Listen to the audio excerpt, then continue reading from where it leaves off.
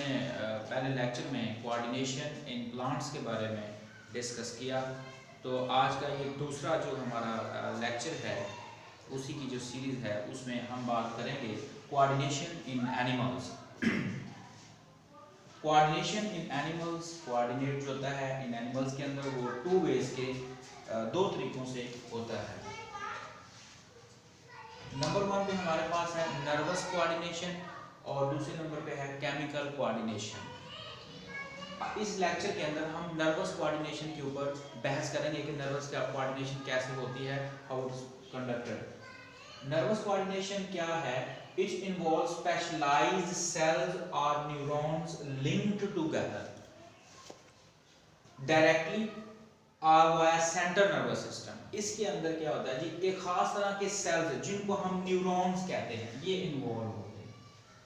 Specialised sales जिनको हम neurons कहते हैं वो इन्वॉल्व होते हैं, या तो वो डायरेक्टली काम कर रहे होते हैं या वो सेंट्रल एक नर्वस सिस्टम का, आगे हम जाके कैटेगरीज देखेंगे, सेंट्रल नर्वस सिस्टम है या दूसरे पेरिफेरल नर्वस सिस्टम है ओवरऑल, तो सेंट्रल नर्वस सिस्टम के जरिए वो जुड़े होते हैं। Neurons have a capacity. अब न्यूरॉन्स क्यों ये काम करवाते हैं? क्योंकि उनके अंदर एक खास कैपेसिटी होती है। Neurons have a capacity to generate and conduct impulses. ये इम्पल्स या जिसको हम नर्व इम्पल्स बोलते हैं ये क्रिएट करवाती है, इसलिए न्यूरॉन जो हैं वो नर्वस कोऑर्डिनेशन के अंदर एक खास तरह के सेल्स माने जाते हैं। Which pass from receptors to the effectors.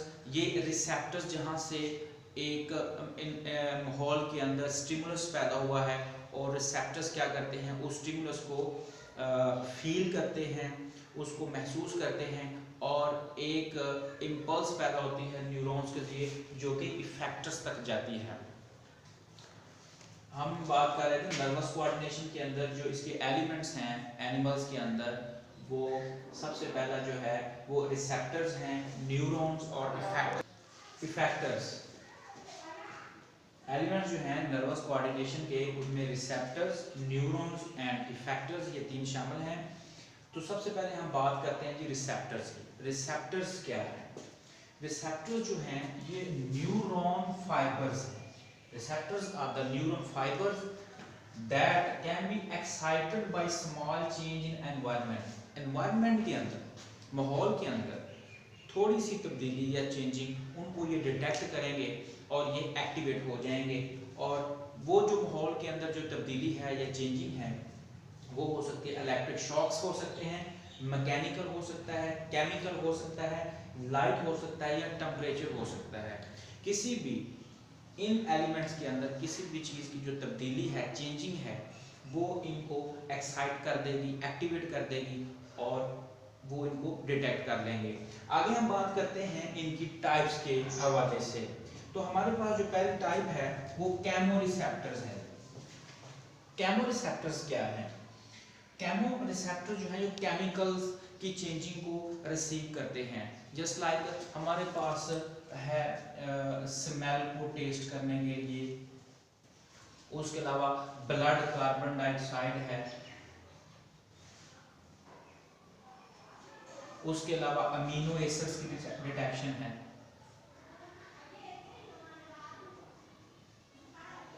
तो इनके हवाले से केमिकल्स के जो बॉडी के अंदर आउटसाइड और इनसाइड केमिकल्स की जो चेंजिंग है उनको डिटेक्ट करके ब्रेन को ये नर्व इम्पल्स के जरिए आगाह करते हैं। दूसरा हमारे पास है मैकेनोरिसेप्टर्स। मैकेनोरिसेप्टर्स क्या है? जो किसी भी तरह के टच प्रेशर, टच किसी जिस्म को हम छूते हैं तो प्रेशर, मोस्ट इंपोर्टेंट ये दो चीजें हैं मैकेनोरिसेप्टर्स के अंदर। अगर हम टच करते हैं तो टच को फील करने के लिए जो मैकेनोरिसेप्टर्स, रिसेप्टर्स की टाइप और प्रेशर को फील करने के लिए। थर्ड वन हमारे पास है फोटोरिसेप्टर्स। फोटोरिसेप्टर्स क्या करते हैं? ये लाइट को डिटेक्ट करते हैं।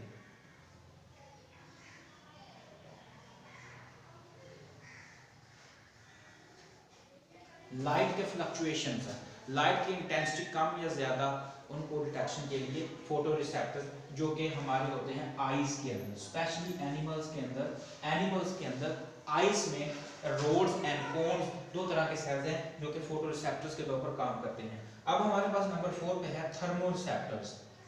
थर्मो रिसेप्टर जैसे कि नाम से जा रहा है, ये हीट को डिटेक्ट करेंगे, टेम्परेचर की फ्लक्चुएशंस को डिटेक्ट करेंगे और टेम्परेचर की अप्स एंड डाउन्स और हीट के अंदर क्या हो रहा है उसको ये डिटेक्ट करेंगे। हमारे पास जो नंबर 5 पे है वो नोसिसेप्टर्स है। नोसिसेप्टर्स जो हमारे पास है वो पेन के अगेंस्ट होगा, जो पेन को फील करेगा, डिटेक्ट पेन।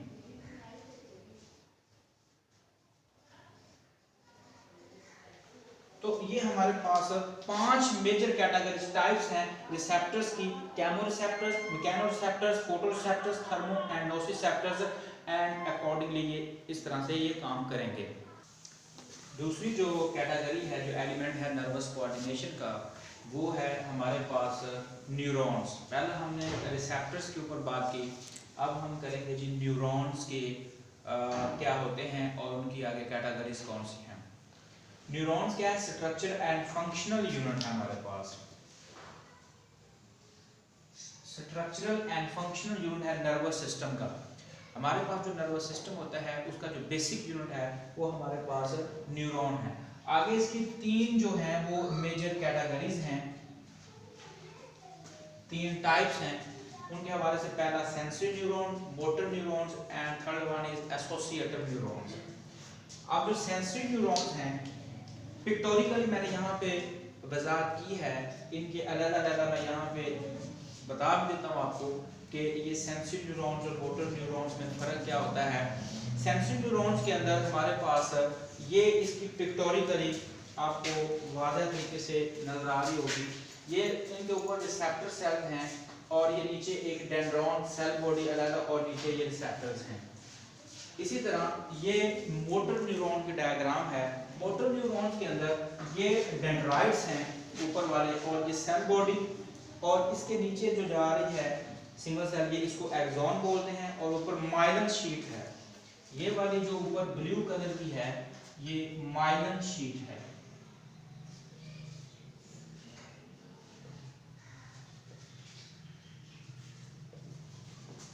माइलन शीट, और ये जो एक सेल बनेगा इसको शुवान, एक साइंटिस्ट है उसने अपने नाम से इनको दिया ये शुवान सेल, और ये जो मसल्स के साथ जाके ये अपना ज्वाइन करेंगे उस जंक्शन को न्यूरोमस्कुलर जंक्शन हम बोलेंगे। ओवरऑल ये मोटर न्यूरॉन और ये सेंसरी न्यूरॉन्स हैं। सेंसरी न्यूरॉन जो हम सेंसर्स को फील करते हैं, पहले हमने इनके ऊपर रिसेप्टर्स के हवाले से बात की, उनके अंदर जो डिफरेंट टाइप्स हैं, केमो रिसेप्टर्स है, जो मैकेनो रिसेप्टर्स है, थर्मो रिसेप्टर्स है। तो सेंसरी न्यूरॉन जो उनको फील करेंगे, सेंसर एनवायरनमेंट के अंदर जो फ्लक्चुएशन है उनको रिसीव करेंगे, वो सेंसरी न्यूरॉन्स हैं। और मोटर जो हैं वो उनको जो ब्रेन तक या सेंट्रल नर्वस सिस्टम तक पैगामात को लेकर जाएंगे या हदायत को वापस लेकर आएंगे, उनको हम मोटर न्यूरॉन्स कहेंगे। तीसरे हमारी जो टाइप है वो एसोसिएटिव न्यूरॉन्स या उसको हम कहते हैं इंटरमीडिएट न्यूरॉन या इंटर न्यूरॉन भी हम इसको कह देते हैं। एसोसिएटिव न्यूरॉन जो हैं ये सिर्फ इनके ऊपर माइलन शीट नहीं होती, ये शुवान सेल नहीं होते, ये सिर्फ और सिर्फ डेंड्राइट्स या एक्सॉन्स बॉडीज होती हैं। अब आपको ये नजर आ रहा है ये 2 तरह के हमारे पास एसोसिएटिव न्यूरॉन्स हैं। उसके अंदर ये जो हैं ये सिर्फ इनमें डेंड्राइट्स हैं और ये सेल बॉडी होगी इनमें, और एक थ्रेड लाइक स्ट्रक्चर्स दोनों में होगा जिनको हम एक्सॉन बोलेंगे। इनके अंदर आपको माइलन शीट नहीं है, एक्सॉन माइलन शीट नहीं है, शुवान सेल नहीं है, तो ये इंटर न्यूरॉन्स या इसको एसोसिएटिव न्यूरॉन, दूसरे के जो हम नाम इसको देते हैं वो हम इनको इंटर न्यूरॉन्स भी कह देते हैं। इंटर न्यूरॉन्स के नाम से भी ये जाने जाते हैं, इनको एसोसिएटिव न्यूरॉन्स भी कहते हैं। तीसरी मेजर कैटेगरी जो एलिमेंट है हमारे पास नर्वस कोऑर्डिनेशन का, पहली 2 हमने यहाँ पे रिसेप्टर्स और न्यूरॉन्स के बारे में डिस्कस कर लिया। अब हम इफेक्टर्स की बात करेंगे। इफेक्टर्स क्या हैं? स्ट्रक्चर्स हैं विच रिस्पॉन्ड करती हैं when they are stimulated by impulse, जब उनके ऊपर इंपल्स आती है प्रोसेसिंग होने के बाद, तो वो क्या करती हैं, उनका आगे से रिस्पॉन्ड करती हैं। उनको हम इफेक्टर्स कहते हैं। जैसे कि हमारे पास ग्लैंड और मसल जो हैं ये हमारे पास इफेक्टर्स हैं। अब इनकी जो इफेक्ट करने की एबिलिटी है वो कैसे शो होगी? तो ग्लैंड जो हैं वो रिस्पॉन्स करेंगे बाय सेक्रेटिंग सेक्रीशंस। ये सेक्रीशंस पैदा करके इफेक्ट करेंगे और मसल्स क्या करेंगे? Bye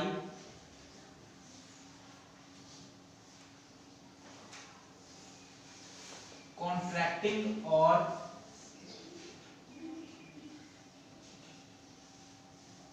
relaxing. मसल कॉन्ट्रैक्ट करके या रिलैक्स करके उस स्टिमुलस का रिस्पॉन्ड करेंगे। तो ये दो तरह के हमारे पास इफेक्टर्स हैं, ग्लैंड्स एंड मसल, और इनकी आगे ये रिस्पॉन्स करने की एबिलिटी है। नर्वस कोऑर्डिनेशन के अंदर हमने 3 एलिमेंट्स डिस्कस किए। अब हम नर्व इंपल्स की बात करेंगे। जो हमारे पीछे जो डिस्कशन हुई उसके अंदर हमने देखा कि जो डिफरेंट कैटेगरीज हैं, न्यूरॉन्स हैं, इफेक्टर्स हैं, रिसेप्टर्स हैं, उनके अंदर एक नर्व इंपल्स की बात चल रही थी। तो नर्व इंपल्स क्या है उसके ऊपर अब हम बहस करने जा रहे हैं। Nerve impulse is the wave of electrochemical changes. ये इलेक्ट्रोकेमिकल चेंजेस की एक वेव है which travel along the length of neuron।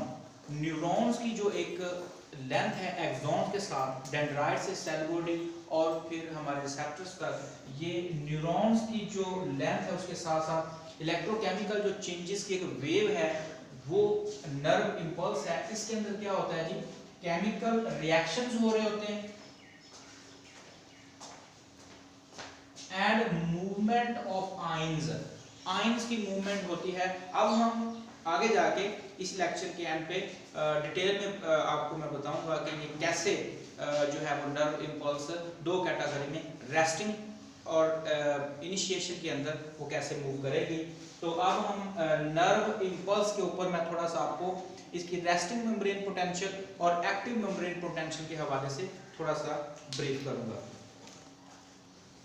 Nerve impulse की दो कैटेगरीज हैं हमारे पास। एक resting membrane potential, rest condition में नर्व जो है इंपल्स जो है जो हमारे पास न्यूरॉन्स की कंडीशन होगी चार्जेस के हवाले से वो कैसी होगी, और एक्टिव मेम्ब्रेन पोटेंशियल के अंदर चार्जेस का डिफरेंस कैसे होगा।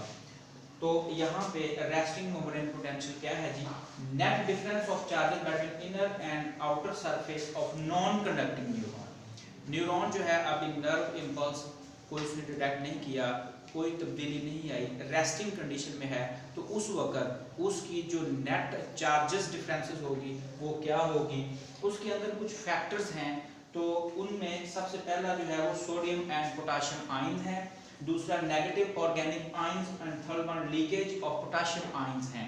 ये 3 चीजें जब मिलेंगी तो उनके अंदर एक नेट डिफरेंसेस रहेगा। अब मैं यहाँ आपको थोड़ा सा पिक्टोरिकली बताता हूँ कि ये कैसे। फॉर एग्जांपल ये हमारे पास एक न्यूरॉन की सेल मेम्ब्रेन है, इसके अगेंस्ट यहाँ पे ऊपर positive ions most concentrated form में होंगे और इनर टाइप पे negative ion most concentrated form में होंगे।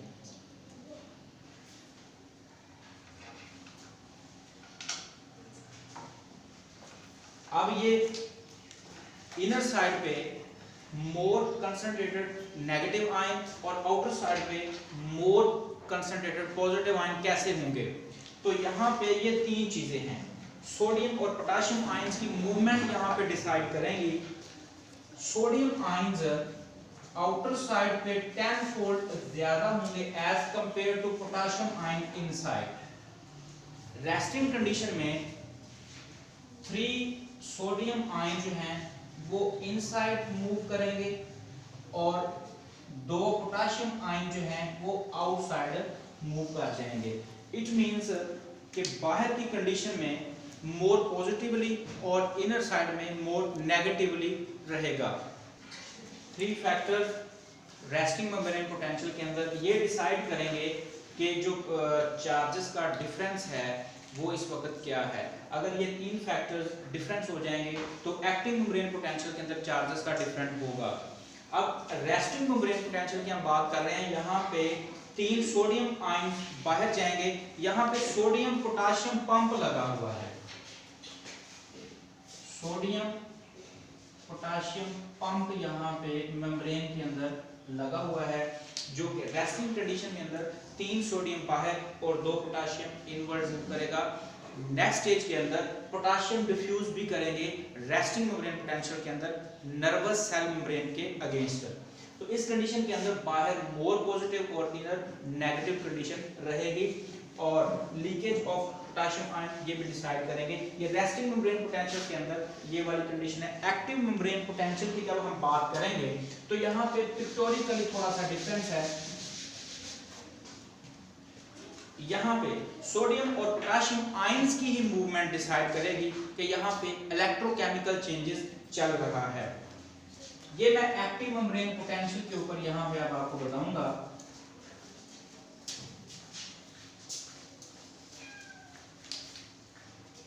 अब इस कंडीशन में क्या होगा, जब एक नर्व इंपल्स चल रही है तो उस कंडीशन के अंदर रिएक्शन उल्ट हो जाएगा। सोडियम जो है वो इनसाइड मूव करना शुरू कर देंगे और पोटेशियम आउटसाइड मूव करना शुरू हो जाएंगे through in the use of ATP. अब यहाँ पे हमने पहले डिसाइड किया कि यहाँ पे पॉजिटिव आयन था। फॉर एग्जांपल यहाँ पे नर्व इंपल्स चल रही है तो यहाँ पे सोडियम आयन इनवर्ड मूव करेंगे और नेगेटिव ऑर्गेनिक आयन बाहर की तरफ मूव करेंगे as compare to resting membrane potential. तो आउटसाइड पे नेगेटिव चार्ज हो जाएगा। तो यहाँ पे नेट डिफरेंस जो है वो उल्ट हो गया है, जिसको हम एक्टिव मेम्ब्रेन पोटेंशियल कहेंगे।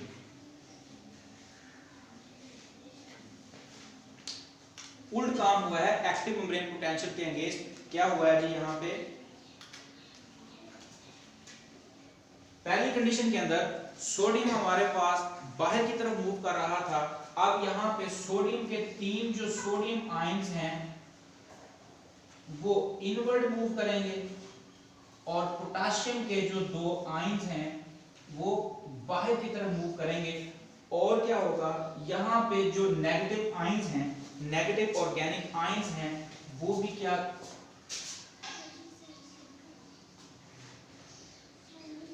नेगेटिव जो आयंस हैं वो भी बाहर की तरफ डिफ्यूज कर जाएंगे और अल्टीमेटली एक नर्व इंपल्स जब एक्टिव होगी तो इस तरह का एक नेट डिफरेंस है चार्जेस का, जो आउटवर्ड नेगेटिव और इनवर्ड पॉजिटिव, और ये एक नर्व इंपल्स की मूवमेंट है इस कंडीशन के अंदर।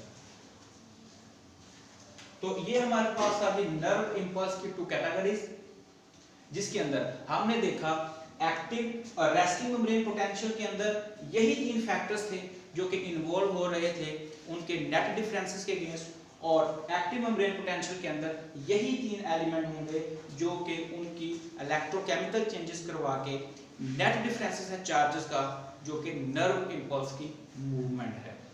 तो ये थैंक यू वेरी मच। ये आज का हमारा एक लेक्चर था नर्वस कोऑर्डिनेशन इन एनिमल्स। उसके अंदर एक कैटेगरी है नर्वस कोऑर्डिनेशन। तो like and share. Thank you very much.